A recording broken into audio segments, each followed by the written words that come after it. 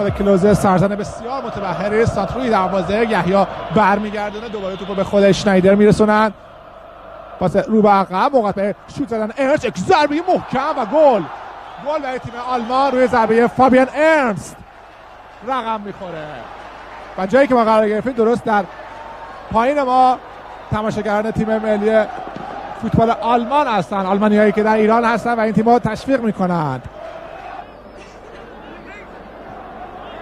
علی کریمی یه چرخش عالی رو انجام میده خود علی کریمی یه بازیکن جا میذاره موقعیت برای تیم ایران یک ضربه و که به بیرون زده میشه. چه کرد علی کریمی در صحنه قبل و نیکبخت ضربه خوبی رو هم به توپ زد. با هم نگاه میکنید تکنیک علی کریمی سالمان ها متحیر مونده از این تکنیکو نگاه کنید در کجا دریبل زد. این ضربه با پای راست علیرضا واحدی نیکبخت هم توپش از کنار دروازه با اختلافی بسیار کم به بیرون رفت.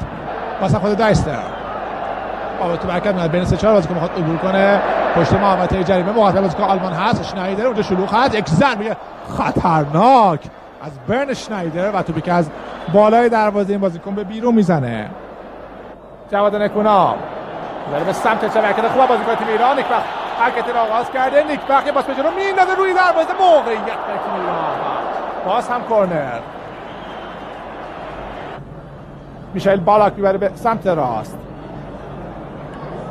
دایسلر حرکت میکنه در عرض توپ پیش میبره کماکان داره توپ جلو بره یک پاس در عمق چه توپی رو میگیره این ابراهیم میرزاپور یک موقعیت 100% گل.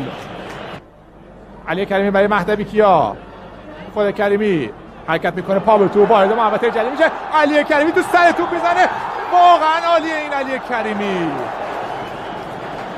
هر خط دفاعی رو میتونه آشفته کنه این علی کریمی. علی کریمی پاس برای مهدی مهدوی کیا در گوشه زمین فیلیپ لام رو در مقابل داره مهدی مهدوی کیا عالی جلو میره موقعیت تیم ایران مهدی مهدوی کیا یه پاس به جلو از اون پاس به جلویی که مدافع راحت به خودشون گل میزنن اما این بار کریستیان وورد از تجربه بالاش استفاده میکنه تو راهی کورنر میکنه.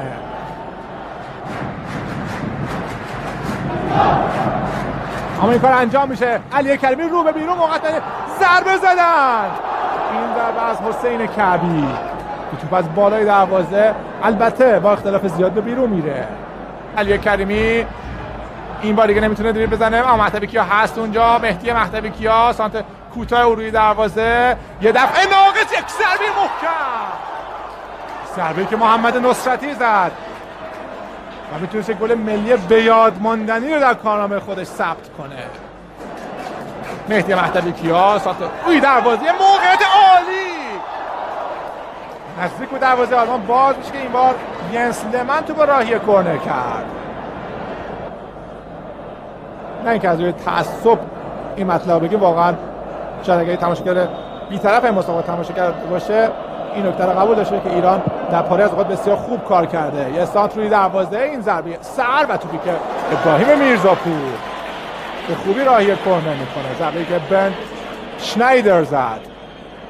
بالاک توش به بازیکن خودی برخورد میکنه یه پاس در موقعیت برای بازیکن تیم ایران علی کریمی هاشمیان داره اونور علی کریمی و توپی که ینس لمن در موقعیت عالی میگیره از او. چه فرصتی رو از دست دادین علی کریمی.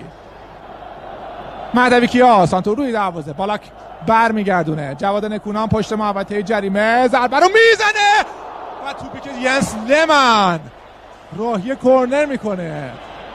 چه شوتی زد این جواد نکونام با هم نگاه میکنه یک ضربه محکم پر قدرت و دیدنی و زاویه دار که لمن با شیرجه سری تو با راهی کورنر کرد. حق ما بوده که در این نیمه به گل برسیم. حسین کعبی مهدوی کیا خود مهدوی کیا حالا ضربه رو میزنه از راه دور یه ضربه غافلگیر کننده که باز هم لمن پرکارترین بازیکن آلمان در این لحظات توپو برمیگردونه. بازی جسورانه بازیکن تیم ملی فوتبال کشورمون واقعا همه رو به وجد آورده. دایسلر سانتو روی دروازه یک ضربه خطرناک از بهترین سرزن تیم ملی فوتبال آلمان یکی از بهترین سرزنان جهان میلو کلوزه توپ از بالای دروازه بیرون رفت. خیلی خوب ضربه سر میزنه کلوزه. والا خوب بازی کرد تیم ایران. حالا به اتفاق گل خوردیم ولی به هر حال بعدش بازی فکر کنم همش دست ما بودش. به هر حال سعی می‌کنیم توی نیمه دوم یه بازی مثل نیمه اول انجام بدیم با این تفاوت که بتونیم گل هم بزنیم. آلمانی‌ها هم خوب دریبل می‌خورن نه؟ حالا دیگه همه بازیکن‌ها این خاصیت دارن دیگه. نیمه دوم هم به همین ترتیب دنبال بشه. کلوز یک دریبل سرپا میزنه. رحمان رضایی با نصرتی با سرعت بسیار خوب میرسه از راه، یه رسه توپ از سر میگذاره خود کلوزه. سانتو روی دروازه و از مقابل برداریش توپو گرفت. دایستر توپ دستش هم برخورد کرد. یه حرکت خوب از سمت راست به توپ هم میرسه گورلیت. خود گورلیت سانتو روی دروازه یک ضربه و گل. گل دوم توسط برداریچ رقم میخوره. یه لحظه غافلگیری واسم کافی بود تا برداریچ هم اولین گل ملی خودش رقم بزنه. واقعا برخلاف جریان بازی ما گل میخوریم. نیمه اول هم همینطور بود. بالاک با پای راست سانتو روی دروازه. جلال کاملی در خط دفاعی ما خیلی مطمئن نشون نداده در این دیدار.